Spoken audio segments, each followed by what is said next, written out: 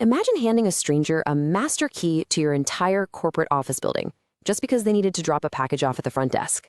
Once they're inside, they can wander into absolutely any room they choose. Well, today, we're shifting to a much smarter zero-trust model, where that exact same guest only gets a temporary smart badge that opens one single specific room. This shift from trust the whole network to verify every single request is the absolute core of Microsoft Entra Private Access, and it's a critical foundational concept you have to master for your SC-500 exam. In this explainer, we're going to map out exactly what you need to know for that SC-500 exam. We'll cover broad VPNs versus zero trust, the private access architecture itself, quick access versus per app deployments, how to configure application segments, applying conditional access, and finally, when you actually need to retain your old VPN. All right, Section 1, Broad VPN versus Zero Trust. To really get this, let's look at a standard corporate setup. A traditional VPN protects the connection itself, right? It operates entirely at the network layer. So after a user authenticates, basic IP routing takes over. They can initiate connections to literally any port on any resource inside that virtual network. This exposes all your workloads. We're talking development, testing, production, the whole shebang. Microsoft Entra Private Access completely replaces this broad, risky access with strict application layer verification. For your SC-500 exam, the absolute key term you need to remember here is blast radius. By narrowing the access scope to just specific application ports and domains, you ensure that even if a session is compromised, the attacker can only reach that one explicitly authorized app. You're completely containing the threat. Let's move to Section 2, Private Access Architecture. The first major component of this architecture is the private network connector. Think of this kind of like those inside-out pneumatic delivery tubes at a bank drive-thru. It's a lightweight Windows service that you install on a server deep inside your target network. But here's the genius part. Instead of opening a massive hole in your firewall to let traffic in, this connector reaches out. It establishes an outbound HTTPS tunnel over port 443 directly to the Microsoft cloud. It essentially acts as a reverse proxy. Now, for exam purposes, you must remember this. This architecture completely eliminates the need for inbound firewall exceptions and public IP addresses. That vastly reduces your attack surface. The second component is the Global Secure Access Client. This is a lightweight application that gets installed right on the end user's device. Imagine a highly intelligent, specialized traffic cop sitting on your laptop. Unlike a traditional VPN client that just blindly captures all your network traffic and forces it through a slow corporate gateway, this client operates exclusively at the application layer. It selectively intercepts only the traffic that's destined for your explicitly configured private applications. Because of this selective routing, a user can seamlessly access a highly secure private corporate HR portal and scroll the public internet at the exact same time, without routing all that internet traffic through your corporate network. So to actually make this architecture function, you need to know the specific prerequisites for the connector host. From a technical standpoint, the server running your private network connector has to be running Windows Server 2016 or later. No exceptions. It also must be Microsoft Entra joined, hybrid joined, or registered. And perhaps most importantly, it has to reside in the same network as the private resources your users actually need to reach. It needs a clear, unobstructed line of sight to those applications, and it absolutely must maintain that outbound HTTPS connectivity to Microsoft's cloud endpoints. Section 3, Quick Access versus Per App. Microsoft Entra Private Access actually offers two distinct configuration modes. Think of quick access as unlocking a whole warehouse floor. You just define a set of IP ranges and ports, and it essentially functions like private access for an entire subnet. It's really great for granting access to broad legacy file servers where you just need to get people working fast. But on the other hand, we have per app access. This is like unlocking a single specific locker inside that giant warehouse. You create a unique application segment for each resource using its fully qualified domain name, or FQDN. This is absolutely the recommended pattern for migrating your sensitive environments because it enforces true, strict, zero-trust segmentation. Notice the huge difference in granularity here. Quick access has a super low configuration effort, sure, but it only offers network-level controls. That means any conditional access policy you apply hits all resources in that entire range. Per app access takes a bit more effort, we'll call it medium effort, but it gives you incredible application-level granularity.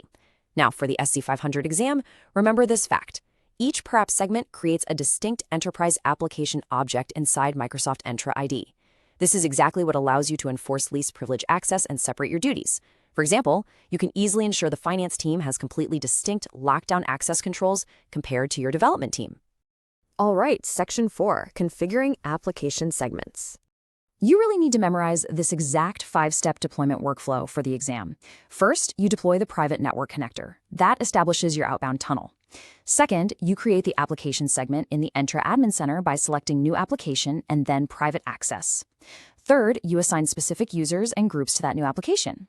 Fourth, you carefully configure your conditional access policies. And finally, step 5, you deploy the global secure access client to the actual end user devices. The golden rule here, you always build the infrastructure pathway, the connector, first, before you ever start defining the destinations and assigning user identities. Now, when you're in step 2, defining that application segment, you have a really crucial design choice to make. You have to enter the destination, specify the protocol, whether it's TCP or UDP, and list the port number.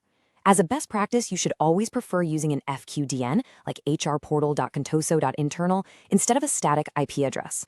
Why? Well, because if you use an IP address and that service suddenly moves, you have to go in and manually update the configuration. FQDNs rely on DNS, so they just adapt automatically. Once that's defined, you link this segment to a connector group.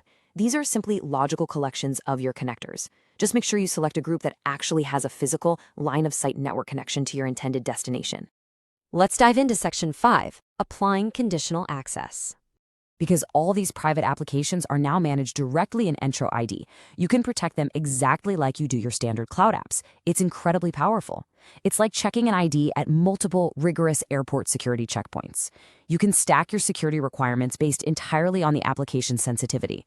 So for a low-risk internal cafeteria menu app, you might just require standard multi-factor authentication. But for a highly sensitive production database management tool, you can require MFA plus an Intune-compliant device, plus strict location risk limits, and even mandate the use of a secure privileged access workstation, or PAW. You are literally tailoring the security to the real-time context of every single request. To actually enable all this magic, you do need a Microsoft Entra ID P1 license. And just keep in mind that the Global Secure Access Client itself is included in the Microsoft Entra Suite and Private Access add-on licenses. The real beauty of this logic is that Private Access maps your internal, on-premises applications as standard enterprise application objects. This gives you unified hybrid governance. Think about that. You're applying the exact same robust conditional access policies to a legacy on-premise financial tool as you do for modern cloud apps like Microsoft 365 or Power BI. And finally, Section 6, When to Retain VPN. Let's be realistic. Not all remote access scenarios should migrate to private access overnight. You will absolutely be tested on these specific coexistence scenarios. Highly privileged internal web apps?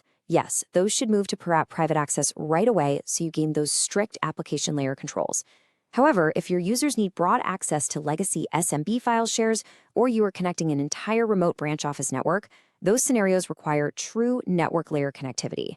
For those specific situations, you will actually retain your old VPN or site-to-site VPN infrastructure. This is because they connect entire networks or rely on legacy network layer features that private access just isn't designed to handle. A successful, secure migration strategy always operates in coexistence mode. You don't just rip out all the old plumbing at once, right? You start by migrating your highest sensitivity applications first, things like your production databases and internal financial portals. This allows your IT team to validate the architecture and build real operational expertise on high-value targets. Then, as more individual workloads successfully shift over to private access, you gradually tighten your VPN firewall rules. You slowly remove network routes over time until the VPN is only serving those very specific legacy scenarios we just discussed. I'll leave you with this stark reminder of why we go through all this effort. Ask yourself right now, if your company's VPN is breached today, can the attacker see your entire network or just the single application they managed to compromise? Shifting from broad network layer trust to strict application layer verification with Microsoft Entra Private Access ensures that one single compromised identity doesn't equal a fully compromised network. Master these configuration steps, understand this architectural flow inside and out, and you will be incredibly well prepared for your SC-500 exam.